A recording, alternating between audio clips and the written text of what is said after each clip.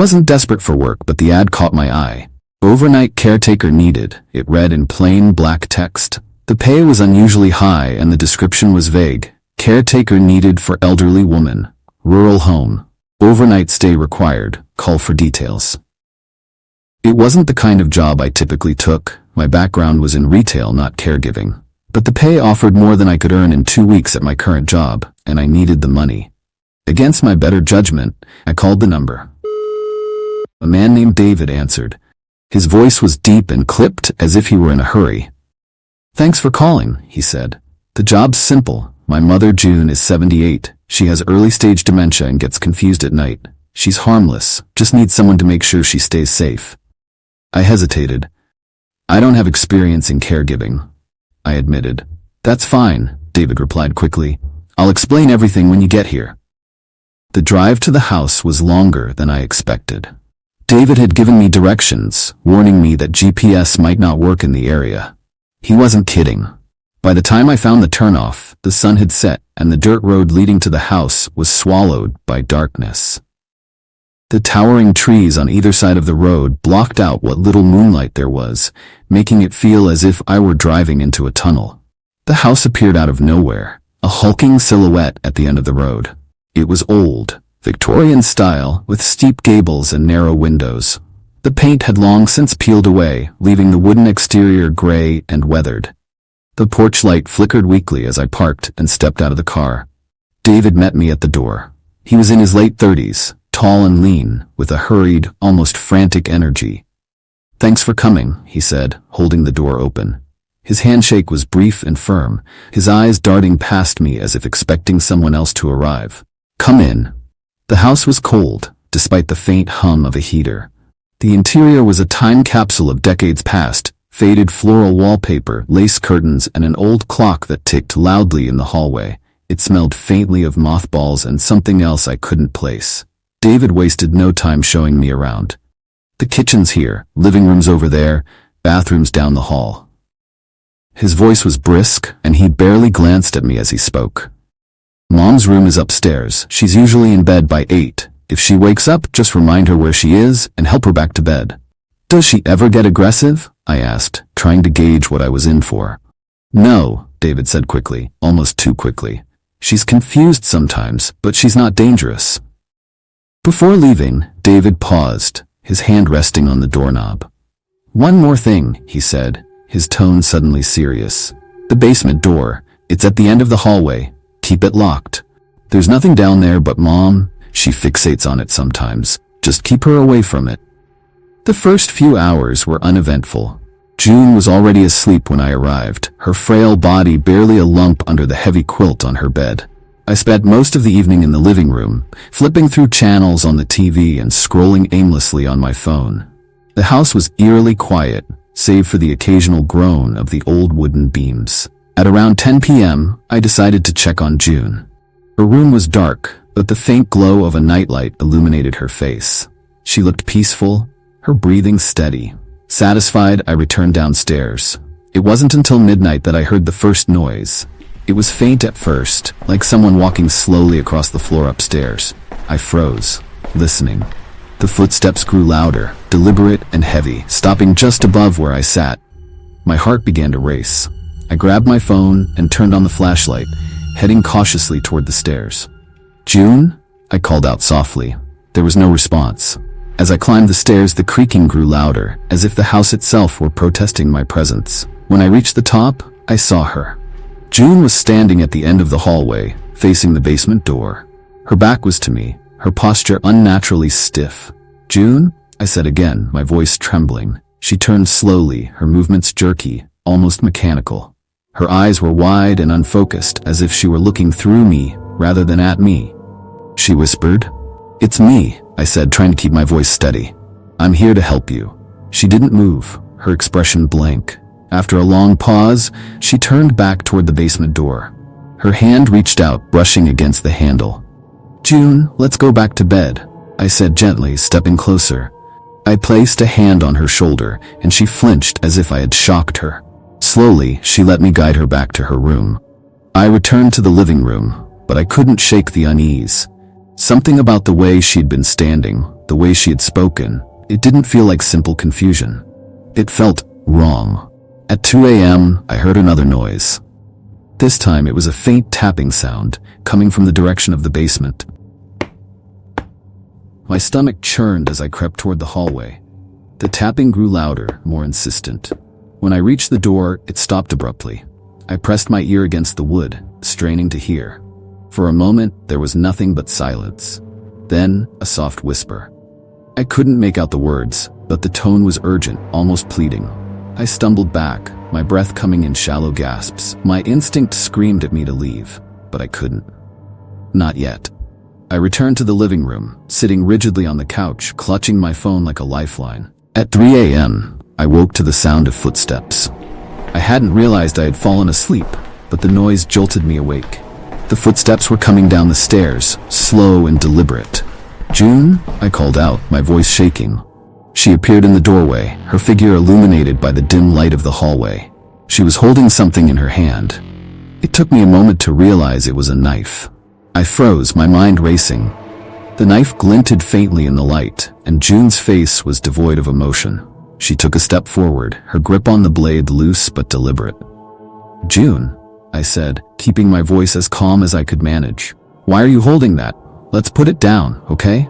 Her eyes flicked to the knife, as if she'd only just realized she was holding it. "It's for him," she whispered. The word sent a chill down my spine. "For who?" I asked, taking a cautious step back. Her gaze shifted to the shadows behind me, her lips trembling. "The man in the basement," she said, her voice barely audible.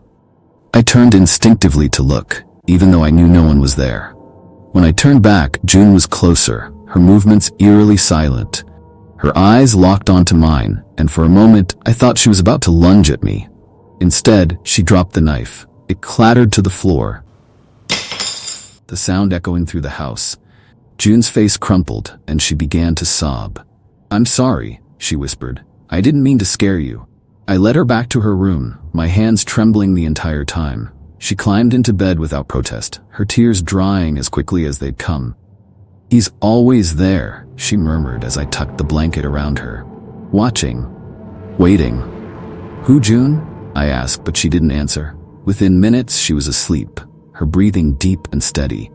I returned to the living room, but there was no chance of sleeping now. My heart was still racing, and my mind couldn't let go of what she'd said. Was this just her dementia talking? Or was there something more to it? The locked basement door loomed in my thoughts, a dark question mark I didn't want to address. At 4 a.m., the sound came again, a faint tapping, followed by a whisper. This time I didn't hesitate. I grabbed the knife from the floor and marched toward the basement door, determined to put an end to whatever was happening. The tapping stopped as I approached, leaving only silence. My hand shook as I reached for the doorknob, testing it. Locked. Just as David had said, I pressed my ear to the door, straining to hear. For a moment, there was nothing. Then, a soft creak, as if someone or something was moving on the other side. "Who's there?" I demanded, my voice louder than I intended. No answer. I turned away, intending to retreat back to the living room, but as I did, I heard it, the sound of the lock clicking open. I spun around, my heart hammering. The door stood ajar, revealing a steep staircase descending into darkness. A faint, acrid smell wafted up, like damp earth and something metallic. "Hello?" I called out, gripping the knife tightly. The only response was silence, thick and oppressive. Against every instinct screaming at me to run, I stepped inside. The stairs creaked under my weight as I descended, the air growing colder with each step. The faint beam of my phone's flashlight barely penetrated the shadows. At the bottom of the stairs, I found a single bare light bulb hanging from the ceiling. I pulled the chain and the room was bathed in a sickly yellow light. The basement was nearly empty, save for a few old boxes and a wooden rocking chair in the corner. The chair was moving. I froze, staring at the slow, rhythmic sway of the chair. There was no breeze, no explanation for why it was moving. My chest tightened as I stepped closer, my footsteps muffled by the cold concrete floor. "Is someone there?" I whispered. The chair stopped. A sound came from behind me, a low, guttural groan. I spun around, my flashlight darting wildly across the room, but there was nothing there. The groan came again, this time louder, reverberating through the small space. It was coming from the far wall. I approached cautiously, my flashlight revealing an old wooden door embedded in the concrete. It was padlocked, the metal rusted and pitted with age. Scratches marred the surface of the door, deep and jagged, as if something had been clawing at it from the other side. My hands trembled as I reached out, running my fingers over the scratches. They were too deep to have been made by fingernails. They looked more like claw marks. Suddenly, the door shook violently, as if something was throwing itself against it. I stumbled back, dropping the knife in my panic. The pounding grew louder, the door rattling on its hinges. And then, it stopped. I didn't wait to see what would happen next. I bolted up the stairs, slamming the basement door shut behind me and locking it. My chest heaved as I pressed my back against the door, the silence in the house now deafening.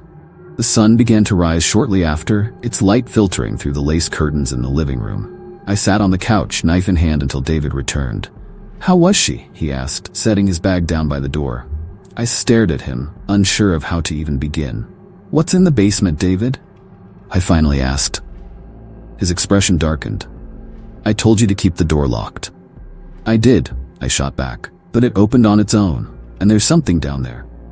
David's face paled. He glanced toward the hallway, his jaw tightening. "You don't need to worry about that," he said firmly. "Your job was to take care of my mother. That's all." I didn't argue. I grabbed my bag and left without another word. As I drove away, I glanced back at the house in my rearview mirror. It looked almost peaceful in the morning light, but I couldn't shake the feeling that I'd barely escaped something far darker than I could comprehend. I never took another caregiving job again.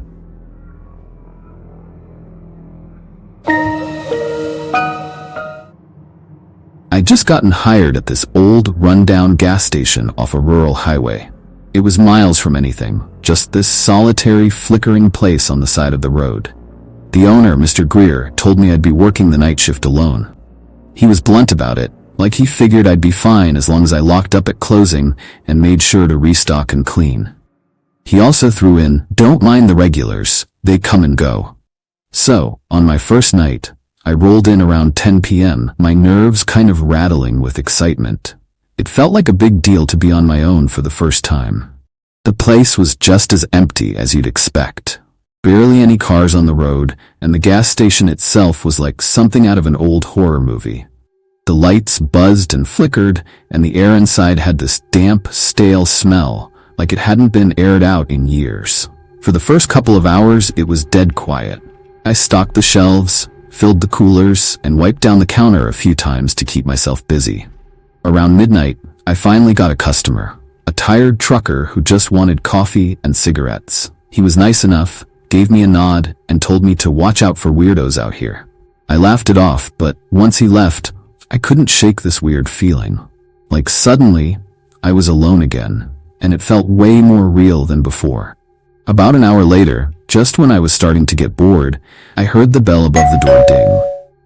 I looked up, expecting maybe another trucker or a lost traveler, but instead, this guy walked in and went straight to the corner by the coffee machine.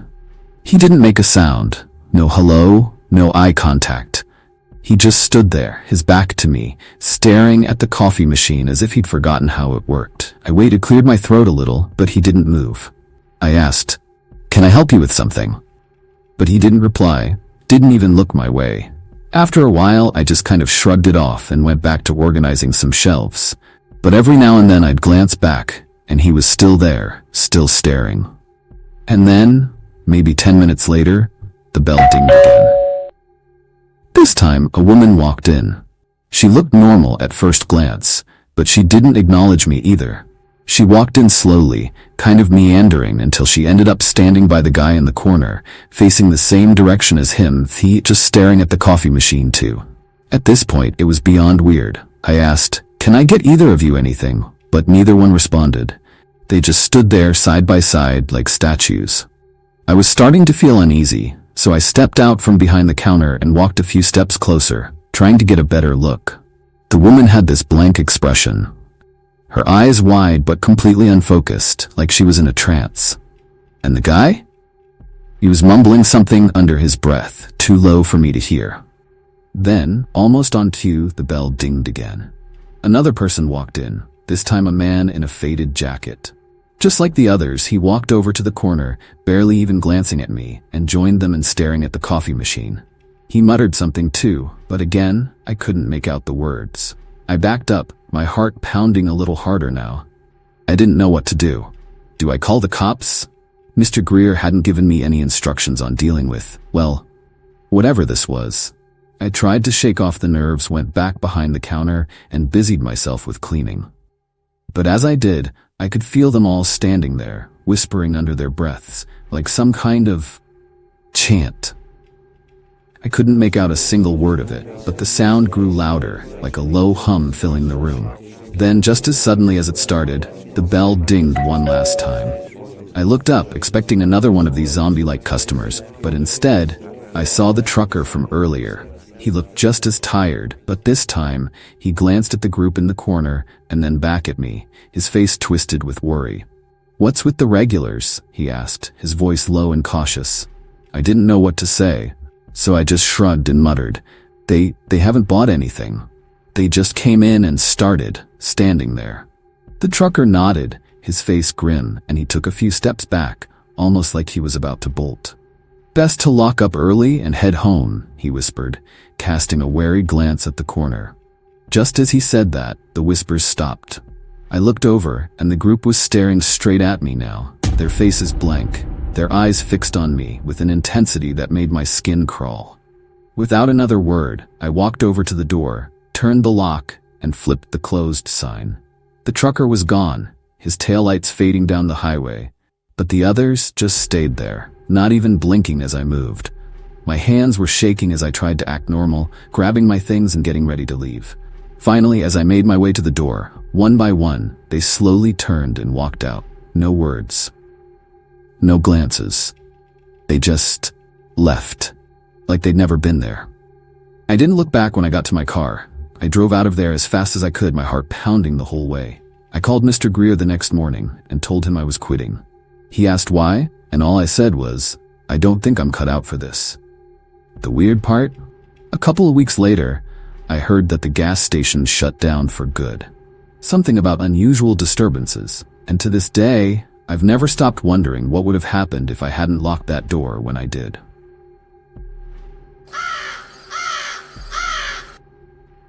Back in 2019, I was desperate to pick up some extra cash. College loans and rent were catching up, so when a local cleaning company called me back, I was more than eager to get started. It was my first day, and they gave me a job right away, a foreclosure cleanup on a house about 20 miles out of town. Supposedly, the previous owners had left it in pretty bad shape. I was expecting old furniture, maybe some broken windows, and a lot of dust. Driving out there, though, I started feeling a bit uneasy. The house sat on a winding dirt road at the edge of a forgotten neighborhood, framed by old, twisted trees. The place looked like it hadn't been touched in decades. The paint was peeling, and the windows were dark and cloudy, as if they were holding back years of shadows. I parked in the gravel driveway, double-checked my phone to make sure I was at the right address, and grabbed my supplies. When I pushed open the front door, I was hit by a stale, thick smell that I couldn't quite place. The house was dead silent, and the air inside felt heavy. There was no furniture at all, just empty rooms with bare walls and a fine layer of dust coating every surface. I shook it off, reminding myself it was just a job, and got to work in the kitchen, hoping I'd be out of there in a couple of hours. The kitchen wasn't much better. It had a few chipped plates left in the cabinets, an old rusty faucet, and, oddly, a broken clock hanging above the stove, its hands stuck at 3:12.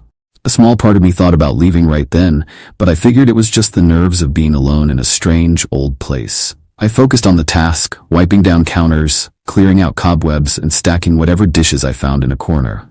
But when I got to the pantry, things got strange. As I opened the pantry door, the smell got worse, a thick, rotting odor that made my stomach churn.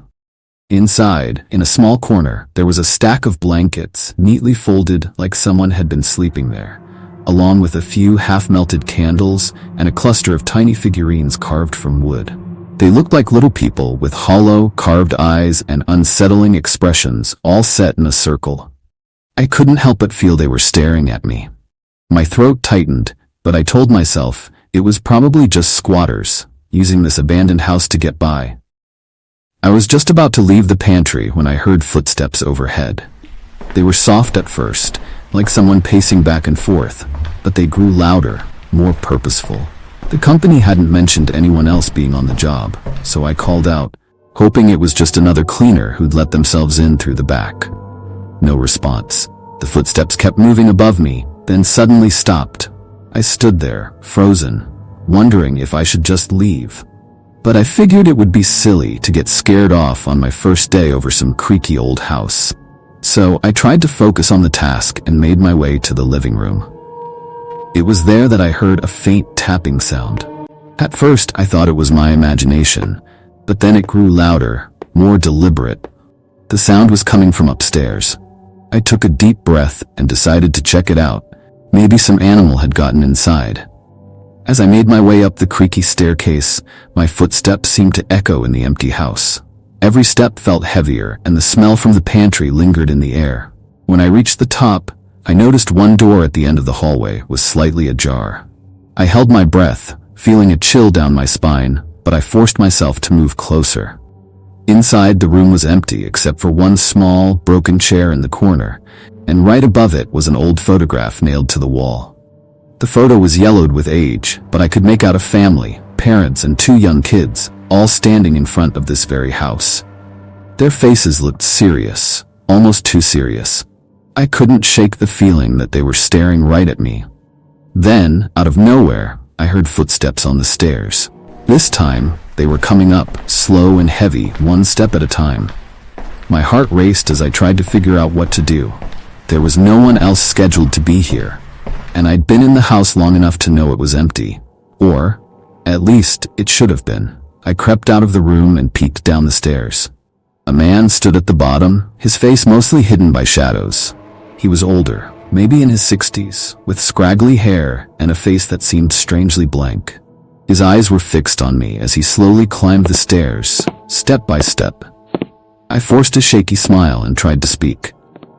Are you here for the cleanup? He didn't answer, just kept climbing, his gaze fixed on me with an intensity that made my skin crawl. I noticed his clothes looked disheveled, almost like they'd been picked out of a trash bin, and there was a hint of something dark under his fingernails. When he reached the top of the stairs, he stopped and tilted his head, staring at me with an unsettling calmness. "They don't like to be disturbed," he whispered, his voice barely audible. "They don't like strangers in their house."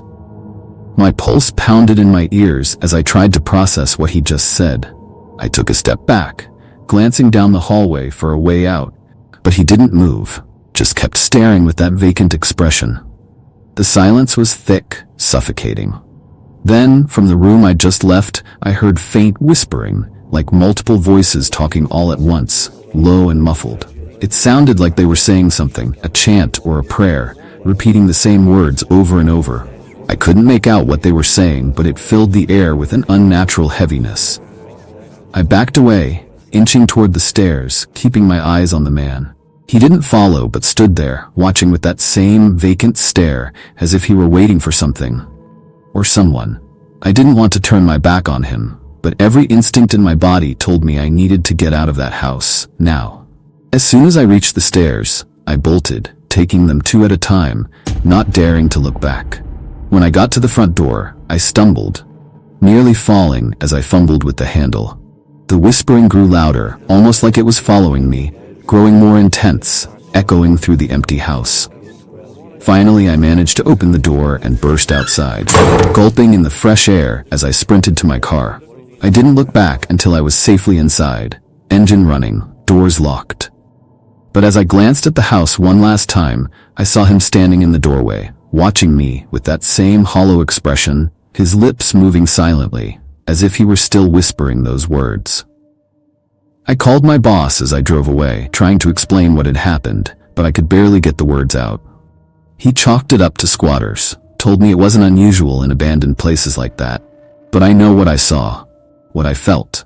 There was something wrong in that house, something that went beyond squatters or spooky old furniture. I never went back to that house, and to this day, I can still hear those whispers if I think about it too hard. Whatever was in that house didn't want me there. And I'll never forget the way that man looked at me as if he were just a part of something far darker, far older than any of us.